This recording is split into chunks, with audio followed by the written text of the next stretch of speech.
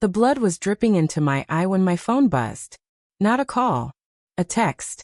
I wiped my face with the sleeve of my jacket, glass crunching under my elbow as I shifted against the wrecked door. My shoulder was on fire. The air smelled like burnt rubber and something sweet and metallic that I didn't want to identify too closely. I unlocked my phone with a shaking thumb. I'm having lunch with Janet. Just call an Uber or something. That was it. No, are you alive? No, where are you? No panique. No ruse. Just logistics. I stared at the message so long the screen dimmed. The police officer standing a few feet away cleared his throat politely, like he didn't want to interrupt whatever internal crime scene was happening inside my head. Ma'am, he said gently. Do you have someone who can come get you? I looked up at him, then back down at the text. My boyfriend had just outsourced my emergency. And in that moment, sitting on the side of a highway with blood on my face and my car folded like an accordion, I felt something very precise shut off inside me. Not anger. Not sadness. Something colder. Something that takes notes. Earlier that day, before everything twisted sideways, I thought my life was normal. I thought we were normal. My boyfriend and I had been together long enough to argue about groceries, and whose turn it was to replace the batteries in the smoke detector. We lived together. Split bills. Shared a calendar. Shared a bed. I worked as a senior coordinator for a regional development firm. Deadlines, spreadsheets, meetings that should have been emails. He worked in brand strategy. Polished. Social. The kind of man who could talk his way out of trouble with a smile and a well-timed joke. I thought we were solid. Apparently so did I alone. That afternoon, I'd been driving back from a site visit just outside the city.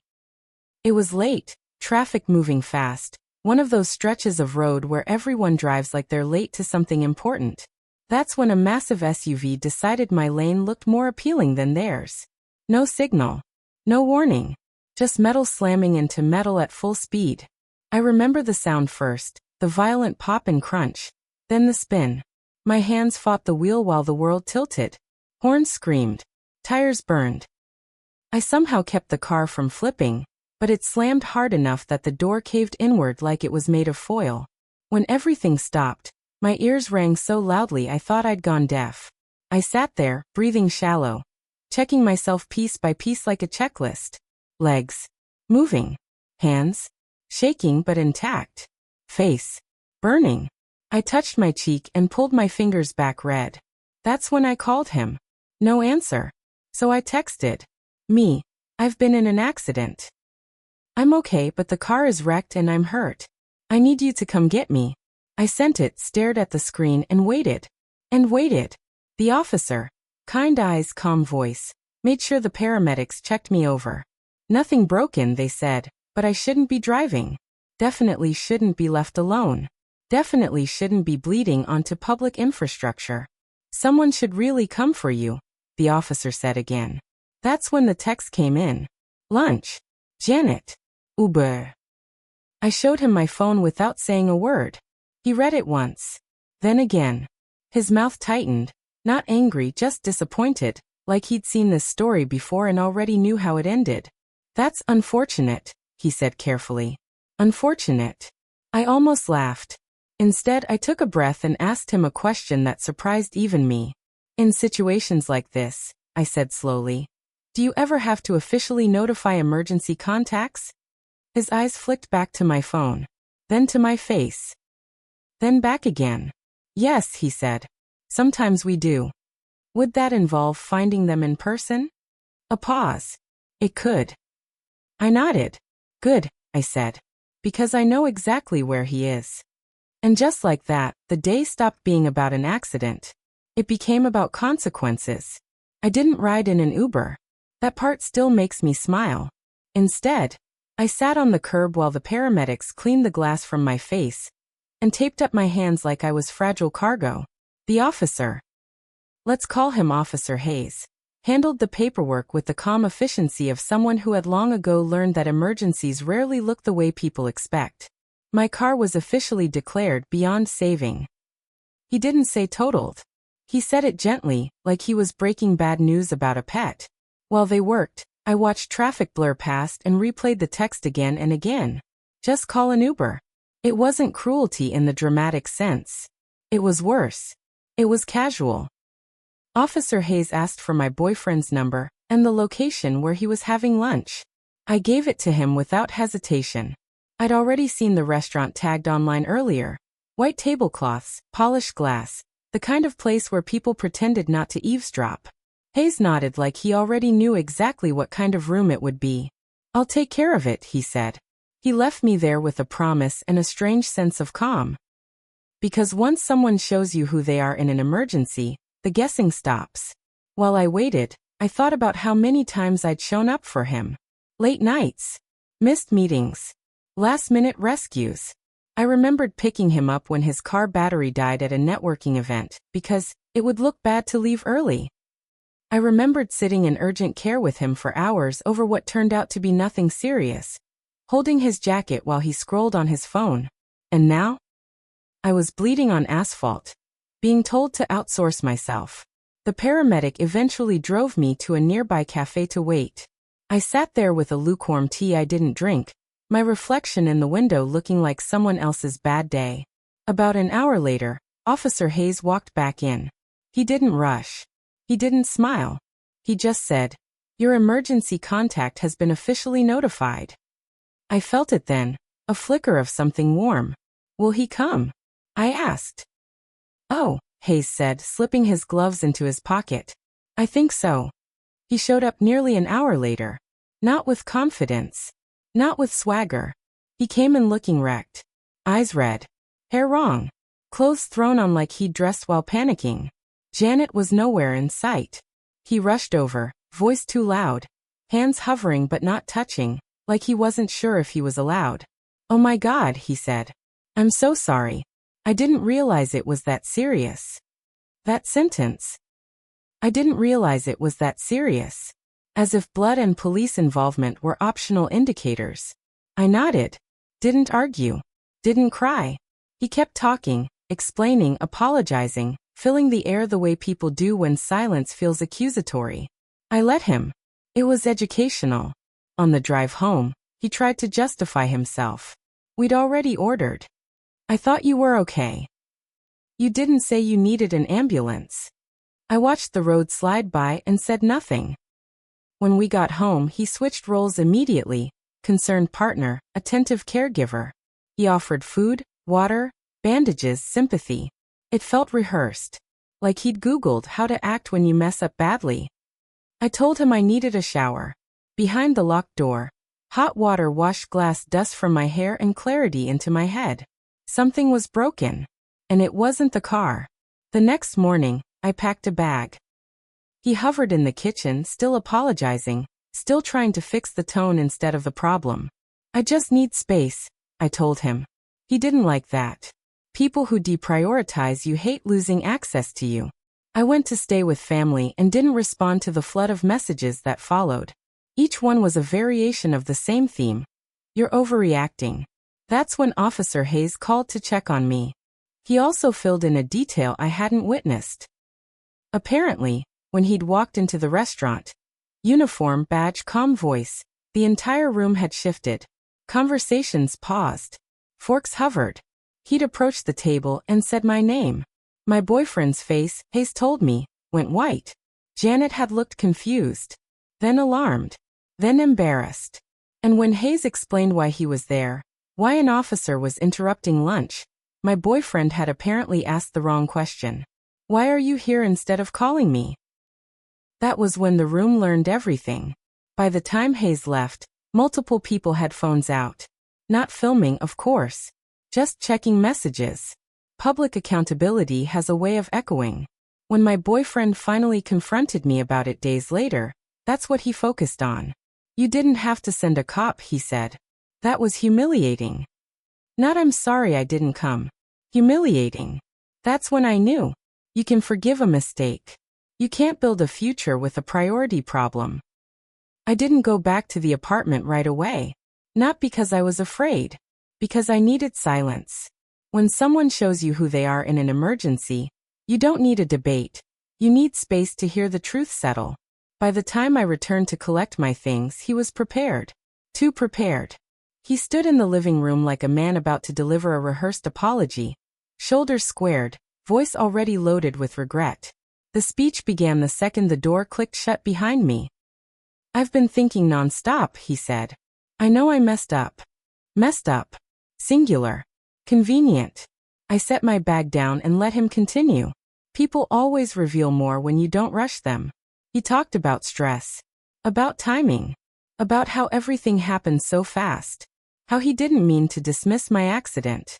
How anyone could have made the same judgment call under pressure.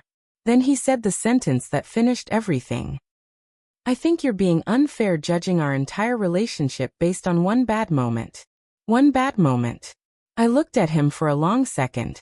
This man who could rationalize leaving me bleeding on the side of the road, and still frame himself as misunderstood. "Let me ask you something," I said evenly. "If Janet had been the one in that accident, would you have left lunch?" He didn't answer right away. "That's different," he said finally. "Of course it was." I nodded once. "We're done." That's when the panic set in. Counseling. Promises. Swearing it would never happen again. He even offered to delete contacts, as if people are the problem instead of priorities. But you can't promise not to reveal who you are under pressure. You already did. Packing was fast. I didn't take much, just what was mine, what was necessary. As I loaded boxes into my car, our neighbor wandered over to help. She mentioned, casually, that he'd been having people over all week.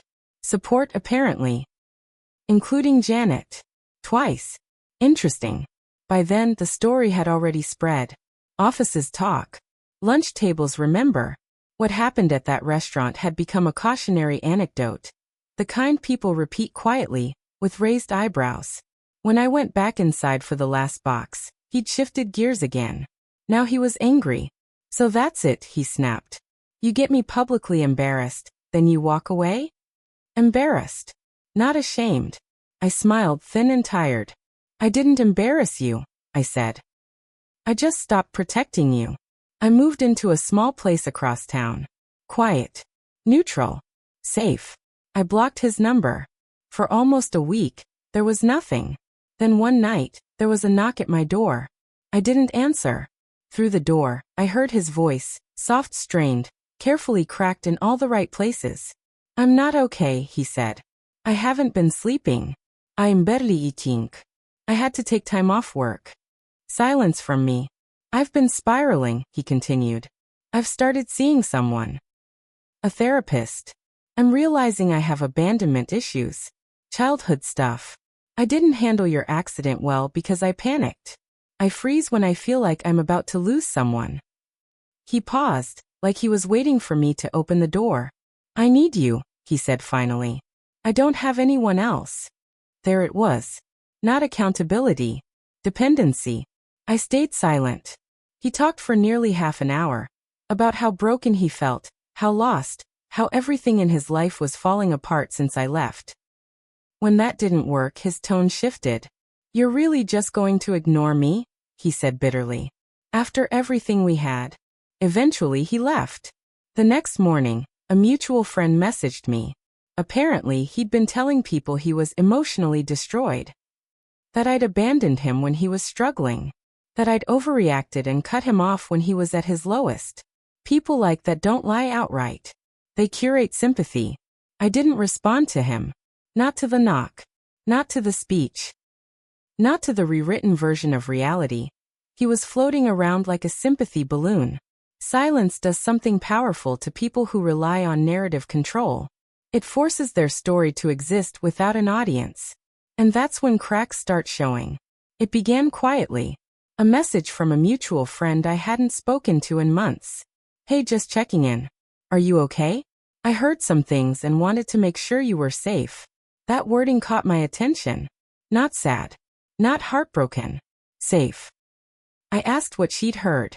Apparently, he'd been telling people I left him during a mental health crisis.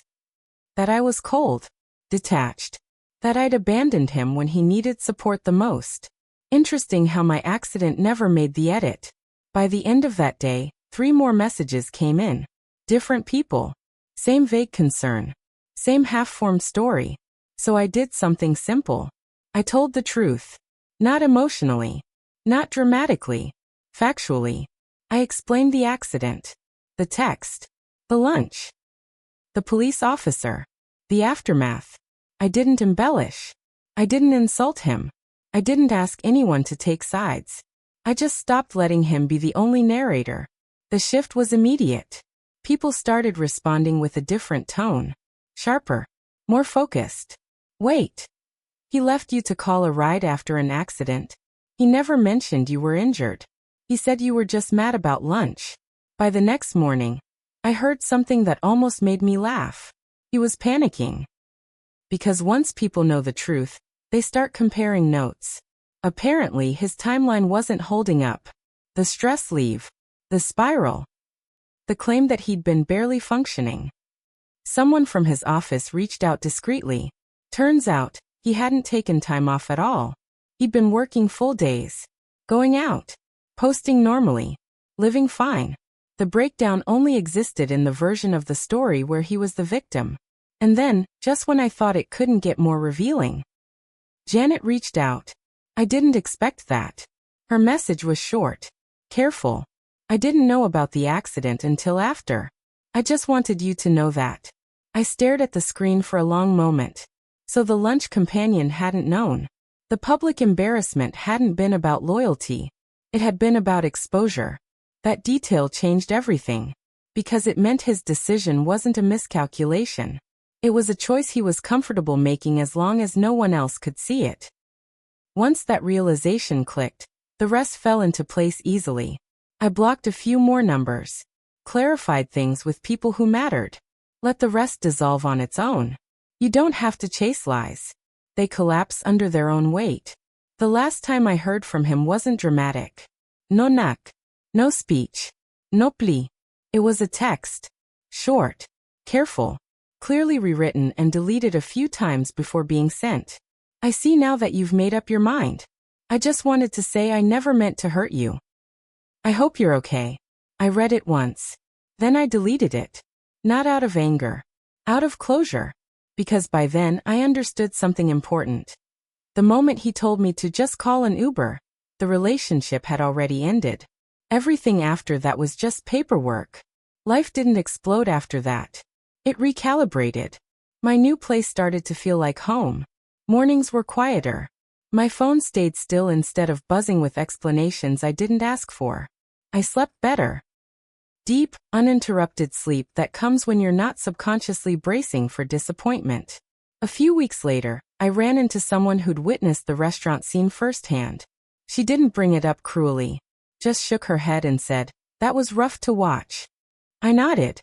"It clarified a lot," I said. She smiled. "Yeah, it did." Apparently, that moment had followed him longer than it followed me. Work dynamics shifted. Invitations stopped coming.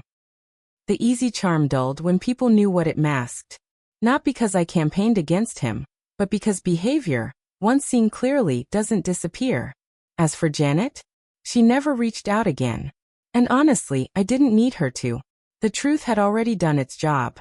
One evening, months later, I passed the stretch of road where the accident happened. Traffic flowed smoothly. No sirens. No chaos. I realized something then. If the accident hadn't happened, I might have stayed. I might have married him, built a life with him, trusted him in moments that mattered even more. Emergencies don't create character. They reveal it. And I was lucky enough to see his before the stakes were higher. People ask sometimes if I regret how it ended. I don't. Because I didn't leave him when things were hard. I left him when things were clear. And clarity is a gift you don't return. I don't wonder anymore whether someone will show up when I need them. I already answered that question. Once was enough. Please click the subscribe button, like, share, and comment. This will encourage me to make more interesting stories. Also, let's know where you are watching from. Thank you and see you in the next story.